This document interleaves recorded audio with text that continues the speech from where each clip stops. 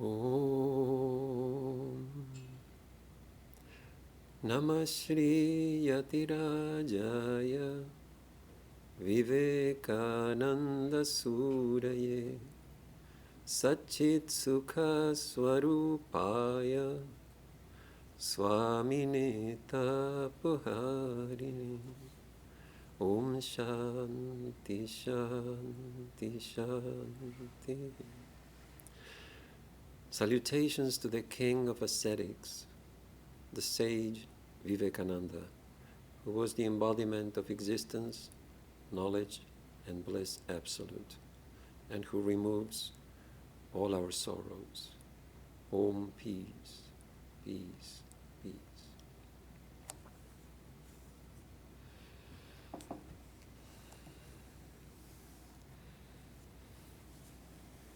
So the subject today is facing life's monkeys.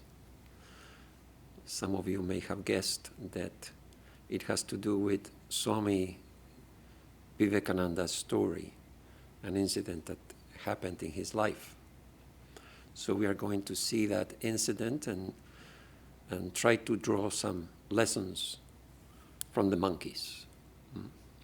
So after Sri Ramakrishna's passing away in August 1886, the young monastic disciples gathered at the Varanagore Monastery, and many of them began to go on pilgrimage here and there as wandering monks. Now, the first such pilgrimage we know about that Swami Vivekananda did was in August-September 1888. 2 years later, he went to Varanasi, to Benares, with Swami Premananda and the devotee.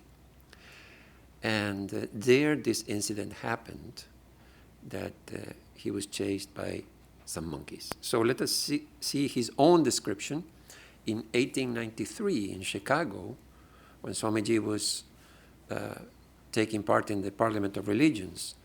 He mentioned this incident. So in his own words, Swamiji says, "Once when I was in Varanasi, I was passing through a place where there was a large tank of water on one side and a high wall on the other. There were many monkeys. The monkeys of Varanasi are huge brutes and are sometimes surly." Now this fits the description of the Durga temple in Varanasi. There is a temple devoted to Mother Durga, and you will find there is a large tank of water, and there is a high wall, and there are monkeys everywhere. It is called Monkey Temple also. So it is believed that this happened there, that incident happened there. So these monkeys, they are langur monkeys, they are rather large, and they have sharp teeth, so you don't want to get in trouble with them. So Swamiji says, "The monkeys of Varanasi are huge brutes and are sometimes surly. They now took it into their heads not to allow me to pass through their street. So they howled and shrieked and clutched at my feet as I passed. As they pressed closer, I began to run. But the faster I ran, the faster came the monkeys, and they began to bite at me. It seemed impossible to escape. But just then, I met a stranger who called out to me, 'Face the brutes.' I turned and faced the monkeys, and they fell back and finally fled." So this is the little story in Swami Vivekananda's life. Now you can imagine, we know the end of the story. He turned around and the monkeys fled. But you can imagine when it is happening. Imagining, sometimes when I go for a walk, sometimes the squirrels go a little crazy and they kind of jump on you, and it's kind of scary because they have this animal strength. Even a tiny animal can be scary when they're in attack mode, even a squirrel. Imagine a large monkey, and imagine a group of them that are chasing you. So it can be scary, certainly. So Swamiji didn't know what will happen. Now we know the end of the story. So you can imagine you're running away from the monkeys, Suddenly somebody says, face them. And you turn around and face them. They could pile on him and start biting him. You just don't know. But he did it, and they fled. So that was the lesson he learned. Now, what changed when he turned around? He has no weapons. He is the same person who was running away, now he's facing them. The only thing that has changed is the attitude. It's the same monkeys, it's the same person. The monkeys were chasing him, now he faces them and they run away.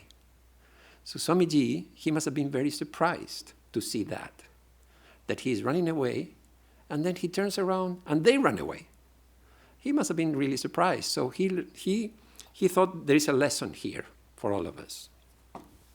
Swamiji himself explains this lesson. He says, that is a lesson for all life. Face the terrible. Face it boldly. Like the monkeys, the hardships of life fall back when we cease to flee before them.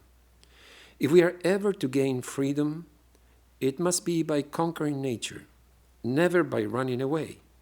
Cowards never win victories. We have to fight fear and troubles and ignorance if we expect them to flee before us. In fact, Swamiji had the opportunity to put this into practice a second time.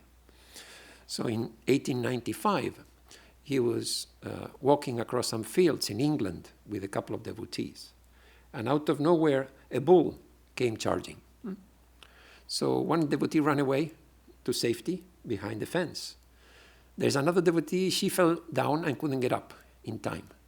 So Swamiji assessed the situation. There's nothing he can do to help. So he decided to stand between this devotee and the bull that is approaching.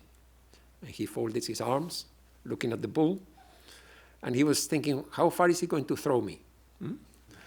And then what happened? The bull stopped and turned around and left. So second time it happened. Now Swamiji is not telling us to do the same. He's telling us to be fearless, not to be reckless. Swamiji could do this, facing a bull. But we are not supposed to imitate that. Now, there's an important sentence here, because he says we have to face the monkeys. And then he tells us what the monkeys are also. There's an important sentence. He says there are 3 types of monkeys. We have to fight fear and troubles and ignorance if we expect them to flee before us. So he's telling us, what are the monkeys? There are 3 types: fears, troubles, and ignorance. So let us look at these 3 types of monkeys.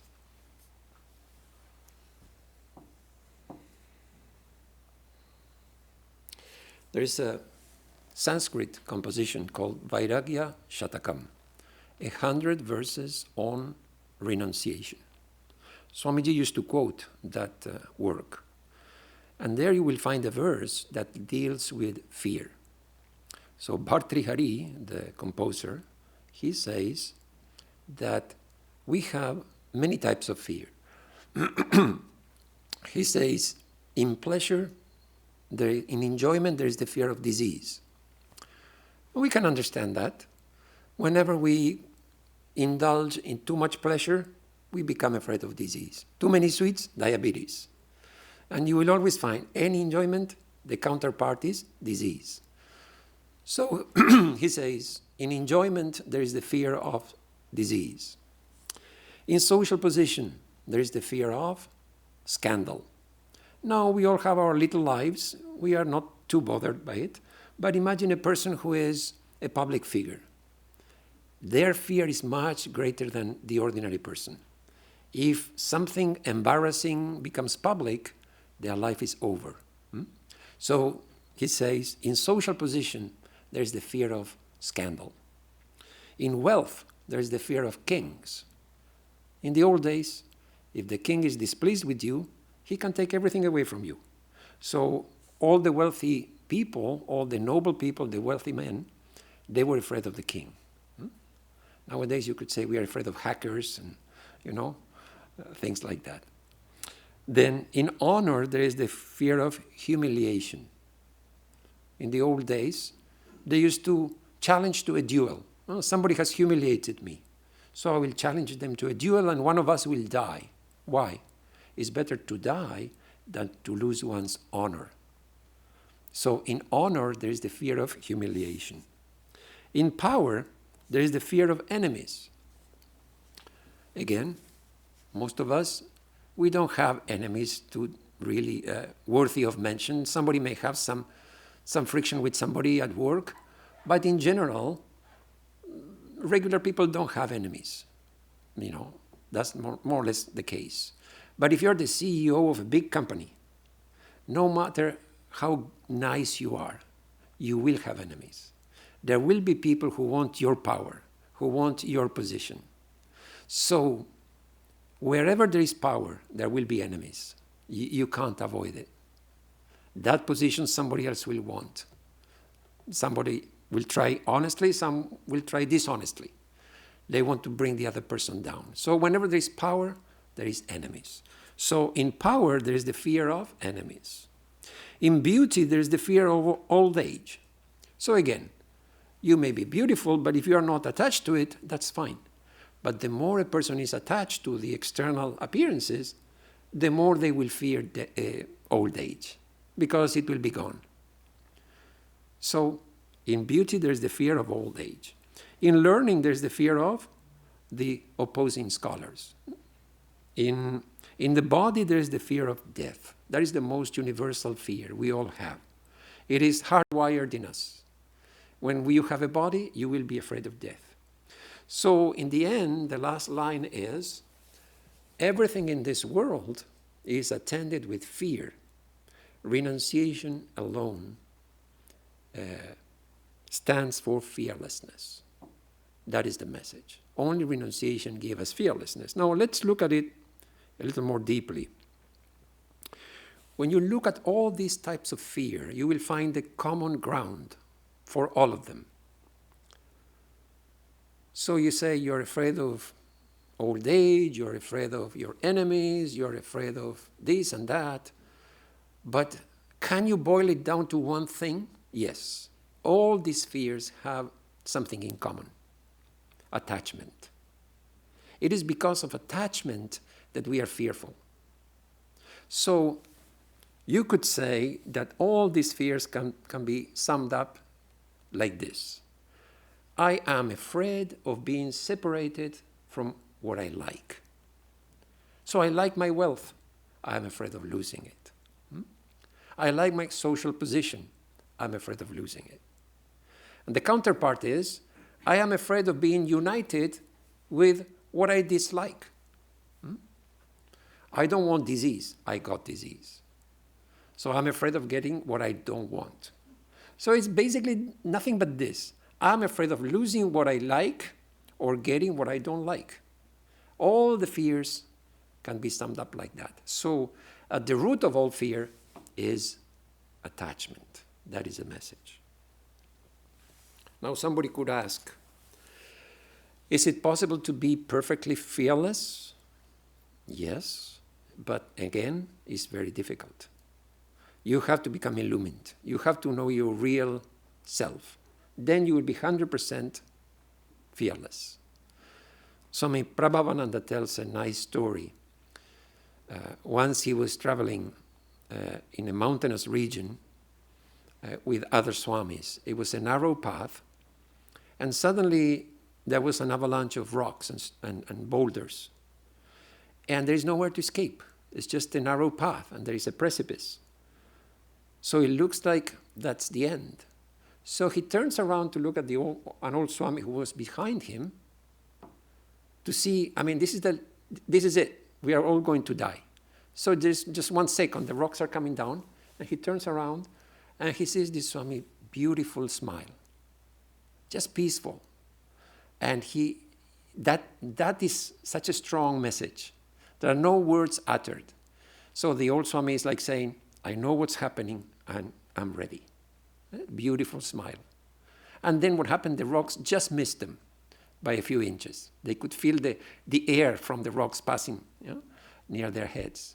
So they survived, but Swami Prabhavananda tells it was a great lesson, just to see in the face of death that beautiful smile. So that is true fearlessness. Because for us, even though we try our best, when we are facing death, this fight or flight instinct kicks in. We can't help it. You have to be really an illumined soul to overcome even that instinctive fear that you're going to lose your life and you're just smiling. How can you do that? You have to have that experience. That's the only way. So, fear is a natural emotion. We all have it. It is a fact of life. But even the great souls have to fight fear. There is a illumined soul, and then there is a great souls who also have fear. There is an incident in Gandhiji's life in 1893, the same year that Swamiji was in Chicago preaching Vedanta. So in 1893, Gandhi was 24 years old. He was a young lawyer, and he was traveling by train in South Africa. He was going to visit a client, and he was traveling by first class, nicely dressed, very professionally with a suit, etc. So one passenger complained that here is a person of color, first class, he should be removed. So the conductor sided with the passenger and told Gandhi, you have to go to the third class compartment. And Gandhi said, why? I have paid for first class. It is legal. I have every right to be here. Why not? And they said, no, sir, you have to go to third class or we will remove you from the train forcefully. So they did, because Gandhiji did not relent. So they removed him from the train, and he had to spend the night, cold night, shivering in the waiting room in the station. He was afraid, he was humiliated, he was angry. But from that point onwards, it was a pivotal moment in Gandhi's life. He made up his mind he will fight the system. So you see, that is facing the monkeys. Instead of becoming bitter and just doing nothing about it, he decided to fight the system. So from that moment onwards, he started his campaign, this peaceful resistance. Today there is a statue of Gandhiji in that station, and the Prime Minister of India went there on pilgrimage just to see that. So, even though these great souls may feel fear, they still try to overcome it, fight it, like Swamiji said. Now, the thing is, we need fear to survive. It's all well and good to say, oh, be free from fear. But if you're perfectly fearless, how can you function in this world? So there's a saying of Sri Ramakrishna, Lojja, Grina, Bhoy, Tin Thakte Noi. You cannot be spiritual so long as you have these three: shame, fear, and hatred. So this is a saying of Sri Ramakrishna. Now, there is an incident in Holy Mother's life. Once the ladies became noisy in Holy Mother's house. They probably were having some fun, whatever, and they were talking very loudly. And Holy Mother came there and scolded them. What is this? Women are supposed to be modest, quiet, humble, and you're making such a racket in the house. So in those days, that was the custom. Of course, now it would be ridiculous to say that, very offensive to say that to anybody. But in those days, that was the idea. So Holy Mother scolded them. And one of these ladies, she replied, Mother, you are telling us to show lojja, modesty. But Sri Ramakrishna said, lojja thakte noi. You cannot be spiritual if you have this lojja. The same word means shame and modesty. So why are you telling we need this shame? Sri Ramakrishna said, you should not have shame. So he's contradicting that. And Holy Mother's reply is very interesting. She says, no, what Sri Ramakrishna said applies to spiritual people who are truly immersed in the thought of God. Then, yes, you overcome these three. But I say, Holy Mother says, I say, lojja, grina, bhoy, tin thakte hoy. Let them all remain. So Holy Mother is telling, let all of them remain. What? Shame, hatred, and fear. So she's contradicting Sri Ramakrishna openly.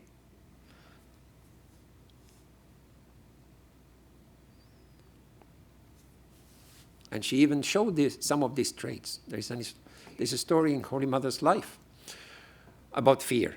So once she was suffering from toothache, and Swami Saradananda called the dentist to have the tooth pulled out. But Holy Mother was nowhere to be found in the house. So they weren't in search of her. And finally, Golapma came and said to the Swami, no, Mother will not see the dentist. And the Swami pleaded with Golapma, please tell Mother, she's in pain, she's suffering. Golapma said, no, Mother is adamant, she will not see the dentist, and we should not force her. So the Swami had to pay the dentist, apologize, and send him back. Then they were looking for Mother. They found her under the bed, hiding. She's the Divine Mother of the universe, and she is afraid of the dentist. So even these avatars show these emotions. You know, that reminds me of the story of Rama. When Sita was abducted, Rama started looking for her everywhere. In the forest, he was asking the birds, the trees, the squirrels, where is Sita, where is Sita? So somebody told Rama, what is this? Don't you remember your true nature? You are Vishnu, you are God himself, and you are grieving like an ordinary person. Don't you remember your true nature? And Rama said, yes, I do remember my true nature. But then again, where is Sita? So that is the story of Rama. It is like a show, the Leela, the divine play. They show grief, they show fear, just like us, but they are not bound by it. Another story. Swami Prabhavananda tells this story. When he joined the monastery as a young brahmachari, Swami Premananda was the novice master. He used to train the brahmacharis. So Swami Prabhavananda once saw that Swami Premananda was scolding a brahmachari very angrily. So the thought crossed his mind that this holy man loses his temper. As soon as he thought that, Swami Premananda, who was angrily scolding the brahmachari, turned to him and smiled, and then turned to the brahmachari and continued to scold. So again, just a smile, that is the teaching. But Swami Prabhavananda understood. He cannot be really angry and then turn around and smile at me and then continue to scold. It's just a show. He's just pretending to be angry. He's just training him. You see, if we are mad, we are truly mad. We cannot just take a break, smile, and continue to be mad. We are consistent. I am mad, I'm happy, I'm peaceful, I am restless, whatever. Here is the Swami, apparently mad, and then smiling, and then continues to be mad. So, Holy Mother went even further. She said, those who are afraid, they succeed. Wow, that seems to contradict Swamiji even more. Swamiji says, we have to fight our fears.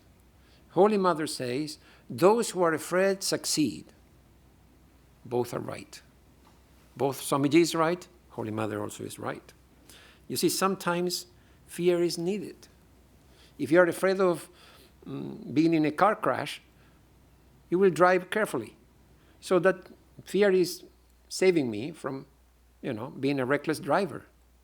So there is a time and place for fear. At the same time, there is a type of fear that is completely unproductive and meaningless. It's just fear. It is unjustified. Suppose you are afraid of snakes. Well, it makes sense, because if a snake bites you, you can die. But should you be afraid of a picture of a snake? That is going too far. You don't need to be afraid of a picture of a snake, but you can be afraid of a snake. So you know what I mean? So fear, we need some amount of fear to function in this world, but sometimes it becomes irrational. It becomes a habit. And that becomes really an obstacle in our spiritual life. So Swamiji says, fear is one of the greatest obstacles to human progress, spiritually and materially. What happens is, suppose you are afraid of whatever, a snake. Let's come back to that example. So it's okay. But then if you let that fear go too far, you start worrying. Oh, we are going to the countryside. Oh, what if there are snakes? Huh? Oh, then I start worrying. Oh, shall I go out or not? There may be a snake outside. So this fear has created worry.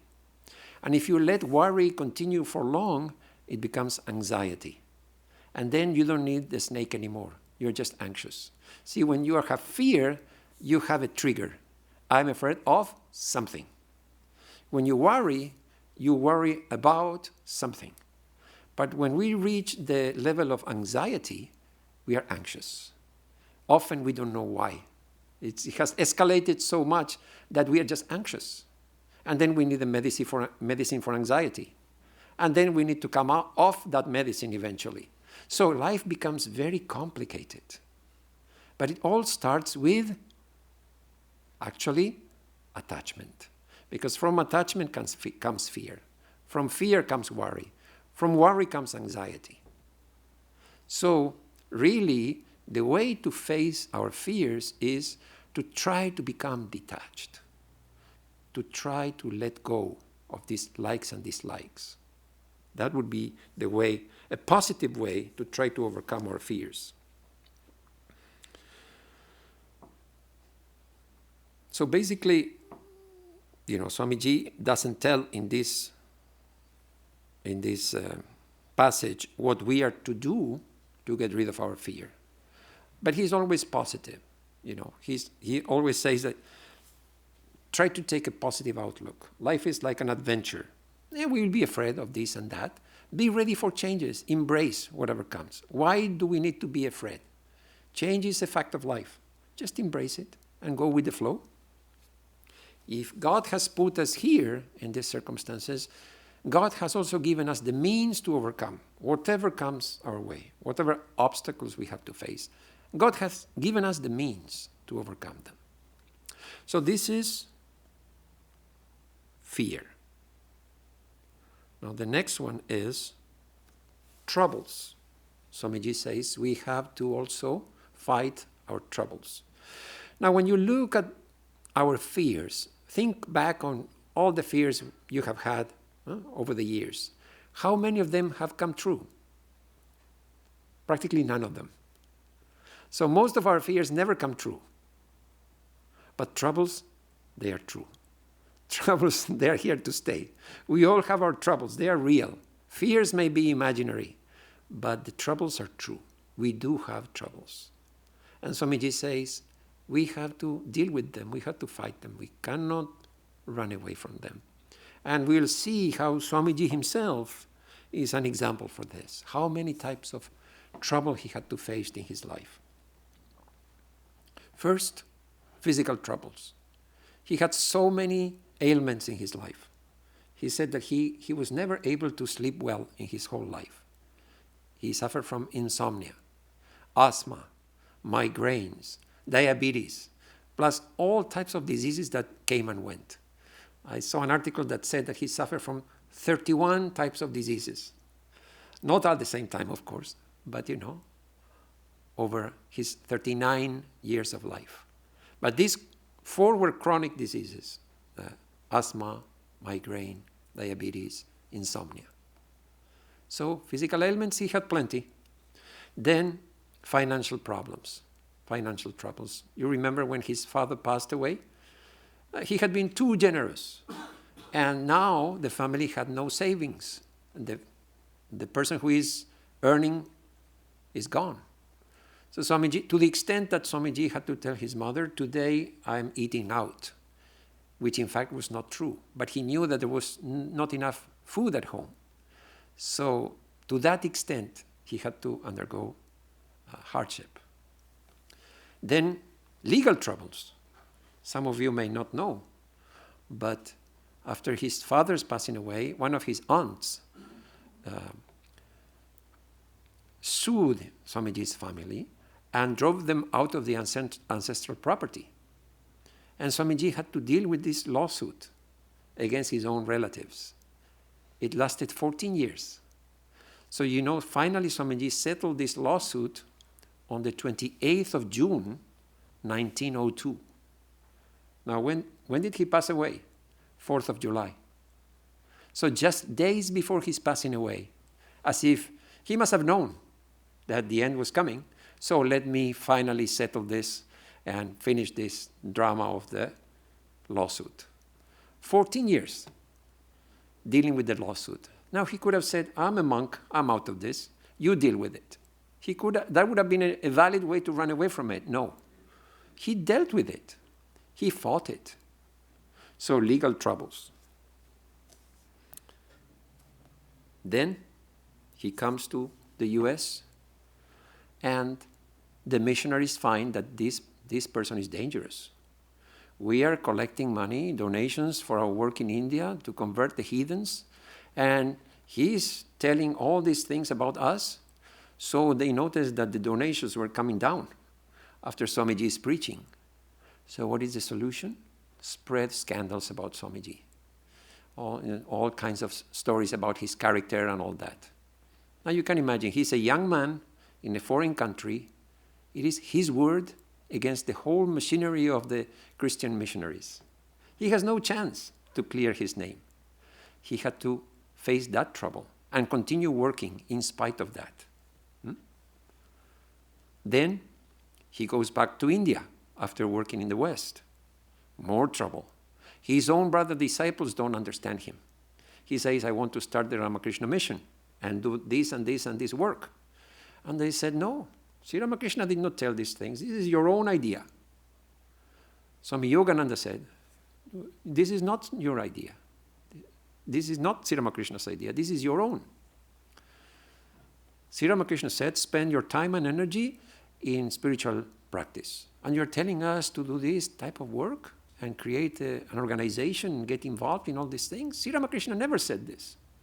So Swamiji, with painstakingly, had to convince them that no, this is Sri Ramakrishna's work, not my work. I am following his inspiration. So eventually Swami Yogananda became the vice president of the mission. But it wasn't easy. He had to face that trouble. There's another incident about this. So when he went back to India, he was accompanied by some devotees, and he was moving about with some Western lady disciples. So Swami Vijnanananda, a brother monk, he was very particular about this point. So when he found Swamiji alone one day, he told him point blank, Sri Ramakrishna said we should stay away from women as monks. He said we should not even look at an image of women. And here you are moving freely with them. This is against Sri Ramakrishna's teachings. Swamiji became very grave. His face became red. Immediately, Swami Vijnanananda became afraid. What have I done? What have I done? It was too late. He has already spoken. Then Swamiji said, look, Sri Ramakrishna taught you one way, and he taught me a different way. And then he adds, no, he didn't teach me, he showed me. Sri Ramakrishna showed me. So then Swamiji explains, you see, normally these great souls will not tell these things. You have to really poke them for this truth to come out. So Swamiji said to Swami Vijnanananda, Sri Ramakrishna has destroyed in me the distinction between male and female. It is destroyed. I'm not aware of that distinction. In the Atman, there is no male or female. It's all one being. So Swami Vijnananda was in awe getting that answer, that Sri Ramakrishna has destroyed this consciousness of male and female. And then Swamiji went further. He said, and besides, with your little understanding, how much of Sri Ramakrishna have you understood? Do you think Sri Ramakrishna came only to save men? What kind of attitude is that? He came for the whole world. He will not be distinguishing between male, female, east or west. He came for everybody, for the whole world. So Swamiji had to face even misunderstanding from his own brother monks. So this is the trouble monkeys. We have to face them just like Swamiji did. There is no other way. After all, it is our own karma. We believe whatever happens to us, whatever troubles we have to undergo, it is our karma. So the good news is we are trying to work it out and not create more. So the idea is, okay, I'm facing my troubles, but hopefully, they are going down. They are not going up. That's the idea. Now, the third type of monkey, the last one, probably the most interesting, ignorance. We have to fight our ignorance. We have to fight our fears, our troubles, and our ignorance. What could it possibly mean that we have to fight our ignorance? Swamiji said that ignorance is the source of all our mistakes or sins, as they are called in the Christian language. So it's because we are ignorant of our true power, our true potential, that we become weak. And because of our weakness, we make mistakes. That is the idea. So if you want to get rid of your mistakes, get rid of your ignorance. So let's see what Swamiji has to say. What we call mistakes or evil, we commit because we are weak. And we are weak because we are ignorant. The greatest sin is to think yourself weak. All power is within you. You can do anything and everything. So this is Swamiji's view, the Vedanta view. So how to fight this monkey of ignorance?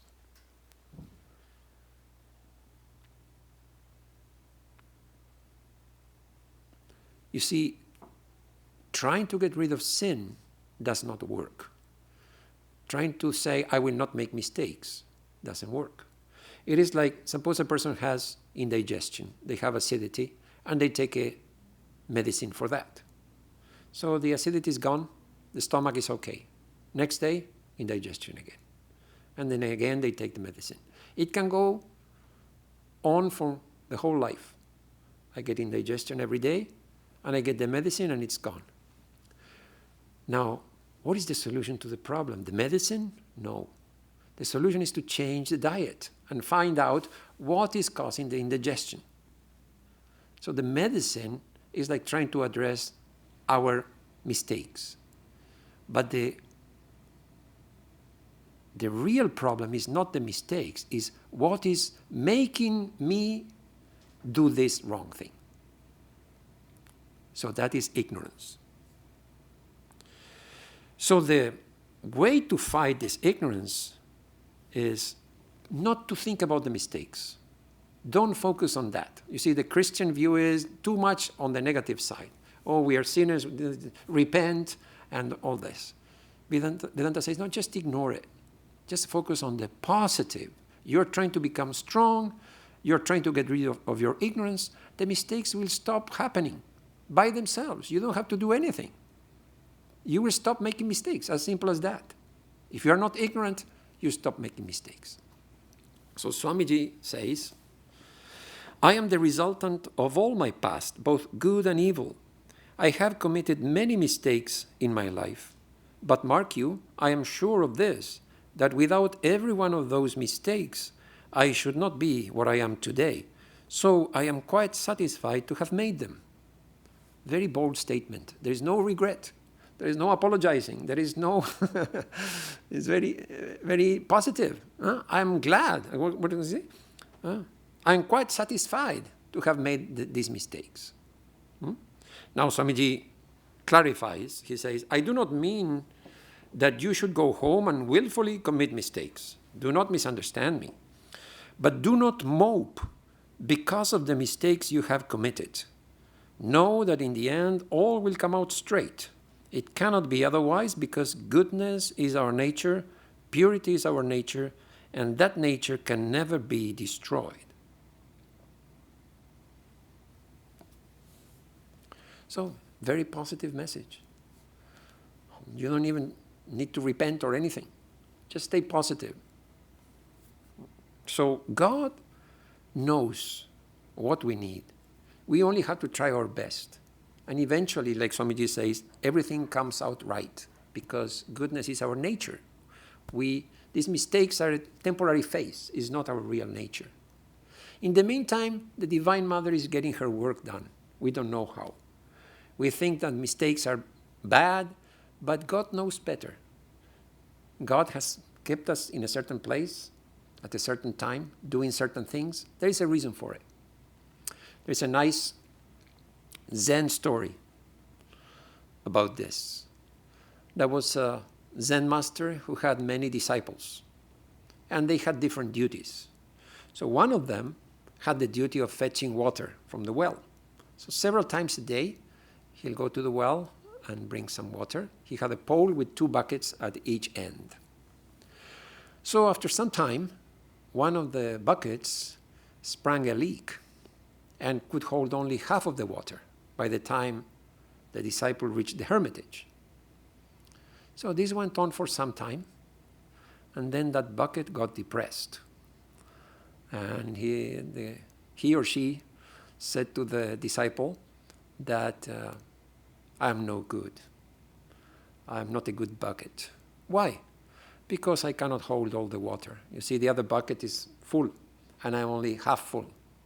So I'm not good. Please get another bucket. The disciple said, no. You are doing fine. Don't worry about it. You are doing the best you can. It is good. Don't worry about it. So it went on for some time. Again, the bucket got depressed. No, I'm no good. Please throw me away. Get another bucket. Then the disciple said, okay, let me show you something. It took the bucket to the footpath that leads from the well to the hermitage and said, do you see all these wildflowers along the path? Yes, they look beautiful. Then the disciple said, well, every day as you drop these little bits of water, droplets of water, you are watering these wildflowers. It is thanks to you that these flowers have grown. So the moral of the story is God knows better. God, the Divine Mother, is getting her work done. And we think, oh, this is a big sin, this is a big mistake. It is in our own eyes. In the eyes of God, it is nothing. This is just a play going on. Sri Ramakrishna said, if you have a mound of cotton or just a little bit of cotton, you set fire to them, both get lighted, are consumed in no time. So whether it is a lot of sins or a little bit of sin, the divine grace ignites them, they're gone in no time. So for God, little sin or big sin doesn't really matter. So this is trying to fight our ignorance. It makes sense that spiritual people are more aware when they make mistakes. They are more affected than the regular person who has no spiritual goals in their lives. To give you an example, suppose your goal in life is to be a law-abiding citizen. Very good. So long as you don't break the law, you're not making a mistake. You can get away with a lot. You can be very unethical, very immoral, and still not break the law. There are many things that are not illegal, but society looks down upon, and we don't do them. They are not illegal, but we refrain from them. Now, if your goal is to be law-abiding citizen, you can make many things, many wrong things, and get away with them. Now, if your goal is to be a spiritual person, to be unselfish, to be ethical, then the range of action is reduced a lot. You are going far beyond the law of the land. You are imposing on yourself your own restrictions. I don't want to be selfish. Now, there is no law that says you should be unselfish, okay?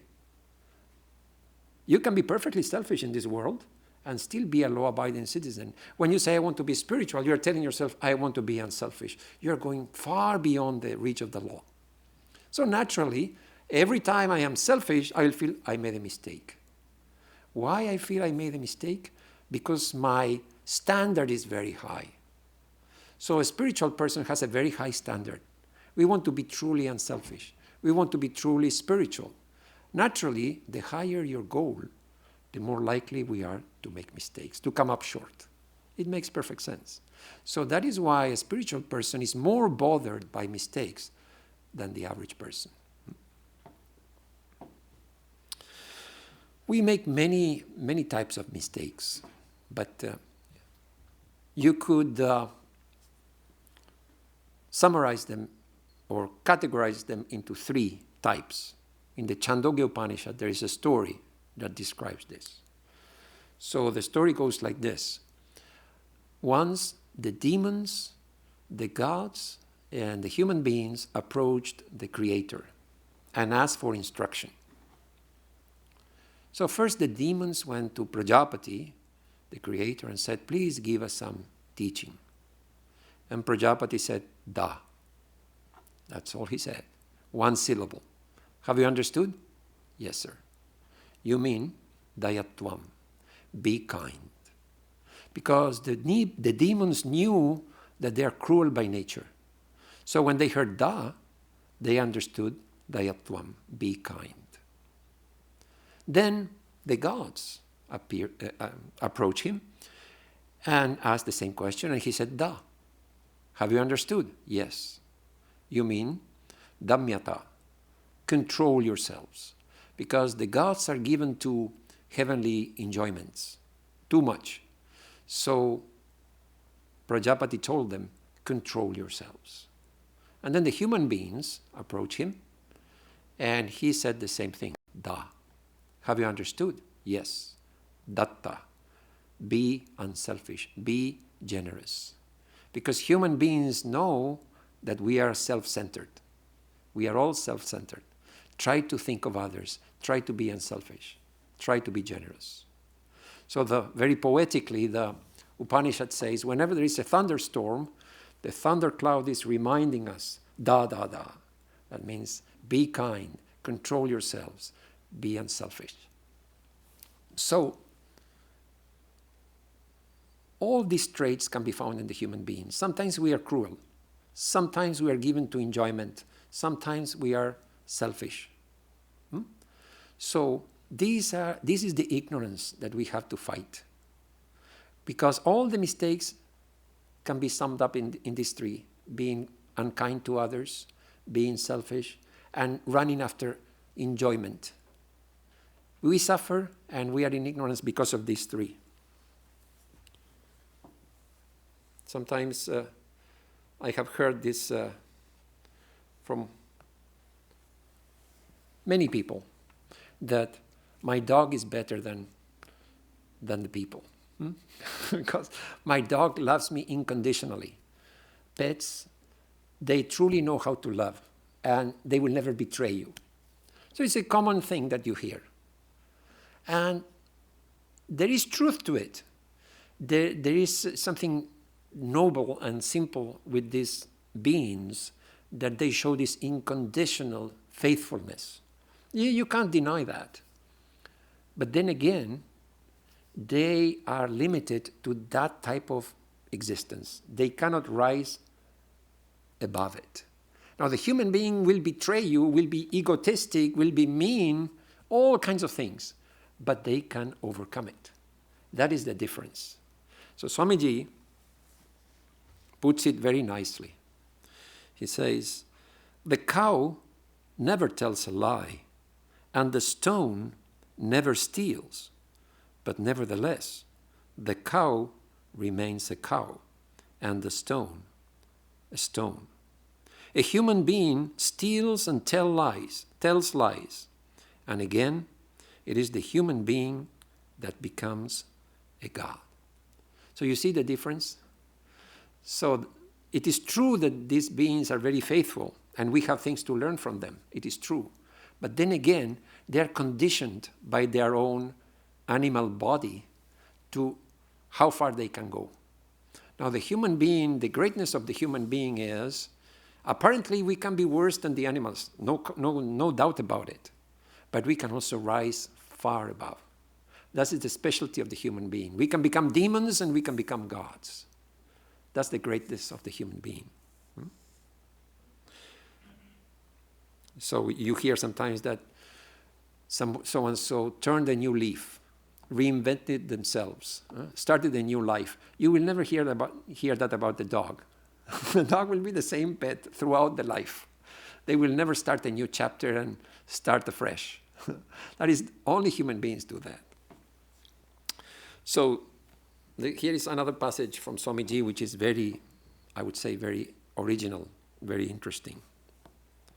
Swamiji says, "There is nothing that is absolutely evil. The devil has a place here as well as God. Else he would not be here. It is through hell that we pass to heaven. Our mistakes have a place here. Go on. Do not look back if you think you have done something that is not right. Now, do you believe you could be what you are today had you not made those mistakes before? Bless your mistakes, then. They have been angels unawares. Hold on to the ideal. Do not look back upon little mistakes and things. In this battlefield of ours, the dust of mistakes must be raised. Those who are so thin-skinned that they cannot bear the dust, let them get out of the ranks." Very interesting. It's so, what's the word? Blasphemous. It's so blasphemous to say that in this battlefield of ours, the dust of mistakes must be raised. But it's it's a positive attitude. What is the option otherwise? Just sit and mope and think of the past. Is that what we want? Is that the way to change? No. Well, let us try something different. And Swamiji says, try something different. Be positive. Be heroic. Yes, I made a mistake. I will not look back. And I don't regret anything I have done. I look forward. And if I made a mistake, so what? I'm going forward. That is the heroic attitude that Swamiji wants us to have.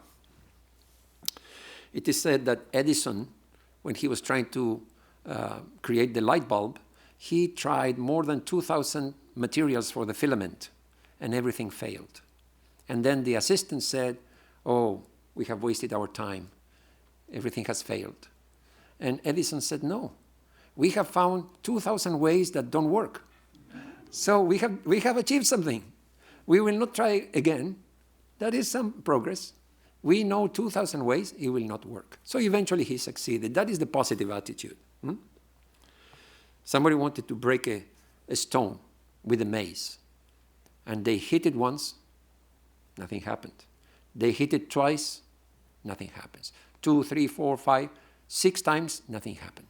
Then the 7th blow, it broke into 2. Now somebody may say, why did you waste the 6 blows? Just 7th blow is enough. The other ones are wasted. But no. Apparently you're wasting your time, but it is invisible. Inside the stone, the stress is building up. Each blow contributes to that stress until the 7th blow breaks it. So the same way, we try many things in spiritual life. Apparently we are not making any progress, but we are. And one day it clicks, and we think, oh, yeah, it works. But it takes time. At the first attempt, we will not get it. So,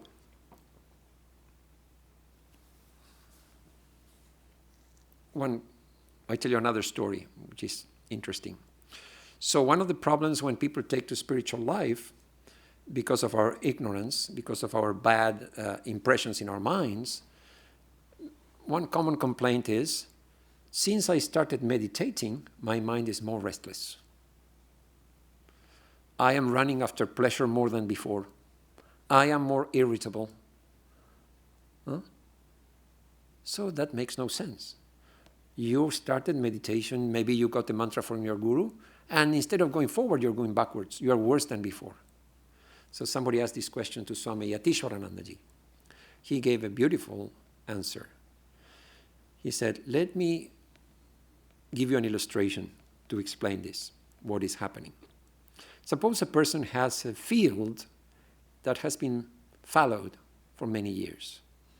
And now he decides that he wants to cultivate it and sow something, say wheat. So he tills the land and sows the seeds and starts watering the field. After some time, he notices it is sprouting and the plants are growing. He's looking forward to the harvest. But then he notices there's so many weeds. He has sown wheat, and now there are so many weeds, useless plants. So he's very disappointed. What? I have been watering, I have sown the right seed, I have been watering, so much work, and all I get is weeds. Well, the seeds of the weeds were there. The person did not know. When you start watering the field, everything sprouts, the good and the bad. So the mind has been neglected for so many years throughout our lives. We let the mind do whatever it wants. And we don't even know what's going on there. It's chaotic. It's just constant chaos, you can say. Suddenly you say, oh, I want to be in charge. You say to the mind, why I want to take over. Just be under my control. The mind says, no, I'm sorry. It's not so easy. So these samskaras, we were not even aware of them. Now we try to control the mind. They come to the surface. They manifest themselves. So just like the farmer, we have to be patient. The farmer has to pull out the weeds and sow more seeds, and pull out the weeds and sow more seeds. In the end, there will be no weeds. So in the same way, we start meditating and the mind gets restless, or it gets very tamasic, like we fall asleep, whatever it is. These are all obstacles because we are trying. If we don't try, yes, we will not have this hardship, but we will not become spiritual either. We will not make any progress either. So it's the price to pay.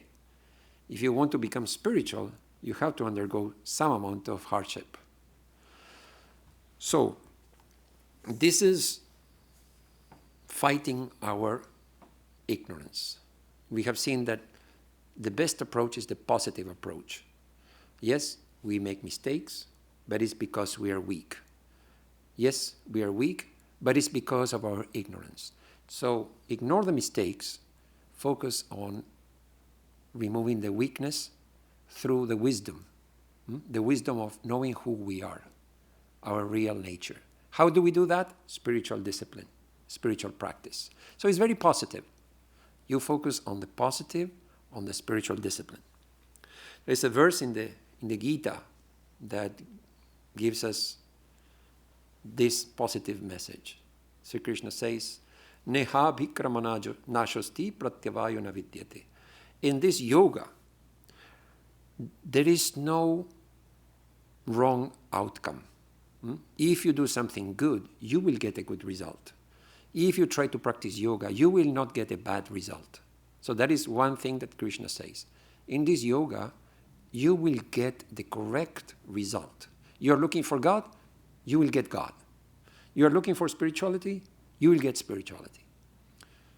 Swami Brahmananda used to say, there is no injustice in spiritual life. Just little sentence. There is no injustice in spiritual life. So are you trying to become spiritual? You will become spiritual.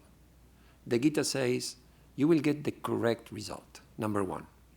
Number two, no effort will be wasted.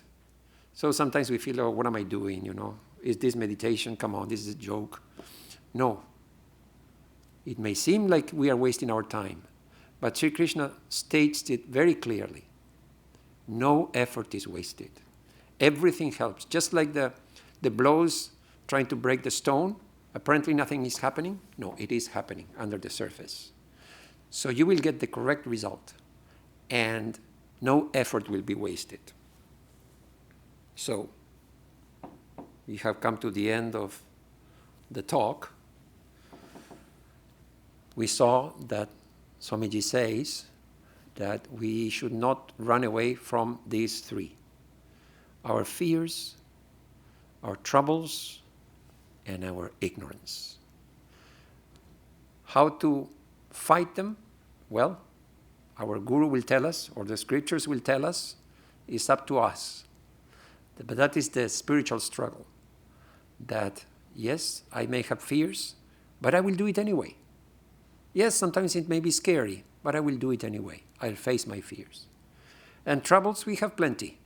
Physical and mental and social and financial, you name it. Everybody has some cross to bear. Let us bear it cheerfully, not run away from it. If you give it a spiritual twist, then the troubles become meaningful. I am doing whatever trouble comes in my life, of whatever nature, let me do it for the love of God. Then that trouble becomes meaningful. I'm not running away from it. I'm not fretting and fuming. I'm not complaining. I accept it and try to face these troubles as a spiritual discipline. And finally, facing our ignorance, our own shortcomings. We have nobody else to blame. We all have ignorance. Because of ignorance, we make mistakes. Let's face it. Not run away from it. Not dwell on it. It is a fact of life. But don't let it paralyze you. You continue with your spiritual life. In spite of mistakes, go forward. That is Swamiji's message. Om Asato Ma Sadgamaya Tamaso Ma Jyotirgamaya Mrityurma Amritam Gamaya. Om Shanti Shanti Shanti. Lead us from the unreal to the real. Lead us from darkness to light. Lead us from death to immortality. Om, peace, peace, peace be unto all.